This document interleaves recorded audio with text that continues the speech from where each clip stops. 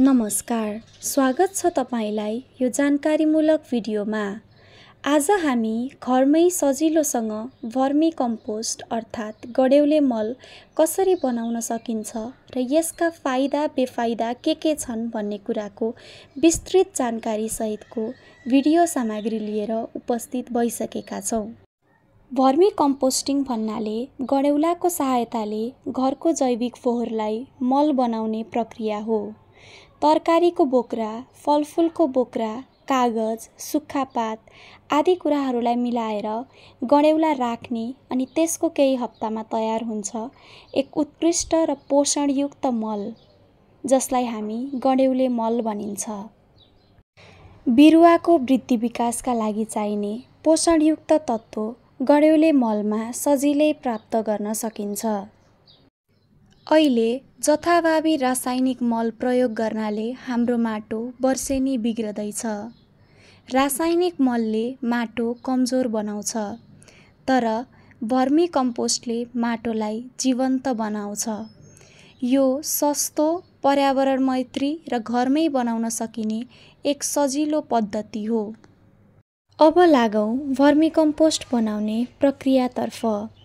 Vermi compost सुरु गर्नका लागि तपाईलाई चाहिन्छ प्लास्टिकको बाकस वा माटोको भाँडो, सुक्खा पात, कागजको टुक्रा, रेड रेगुलर गडेउला र दैनिक फोहोर जस्तै तरकारीको बोक्रा, चियापत्ती, फलफुलको बोक्रा आदि। आफ्नो घर वा फार्ममा छाया भएको स्थान रोज्नुहोस्। प्लास्टिक डब्बा प्रयोग गरिरहनु भएको छ भने तल सानो प्वाल पार्नुहोस्, जसले अतिरिक्त पानी बाहिर जान सकोस्। बेडको तलतिर बालुवा वा सानो ढुङ्गाहरूको तह लगाउनुहोस्। यसले निकासमा सहयोग गर्दछ। 6 देखि 8 सिएम भुस, सुक्खा पात वा टुक्र्याएको कागजको तह राख्नुहोस्। हल्का पानी छर्कनुहोस्। गोबर र तरकारीको बोक्रालाई मिलाएर हल्का पहिले गलाएको मिश्रण बनाउनुहोस्।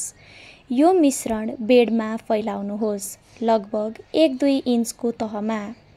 आवश्यकता भए थप तहहरू थप्नुहोस्, सुक्खा प्लस भिजेको फोहोर मिलाएर। फोहोरको गर्मी कम भएपछि प्रति 1 वर्ग मिटर बेडमा करिब 1000 वटाको दरले गडेउला छोड्नुहोस्। सुक्खा पात पतिङ्गर र जुटको बोराले बेडलाई ढाक्नुहोस्। बेडलाई सधैँ नमीयुक्त राख्नुहोस्। गडेउला खेतीका लागि 15 देखि 30 डिग्री सेल्सियस तापक्रम सर्वोत्तम मानिन्छ। हावा सर्कुलेसनका लागि 7-10 दिनमा एक पटक हल्का चलाउनुहोस्।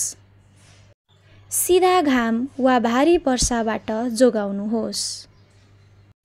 लगभग 45 देखि 60 दिनमा कम्पोस्ट मल बन्न थाल्छ।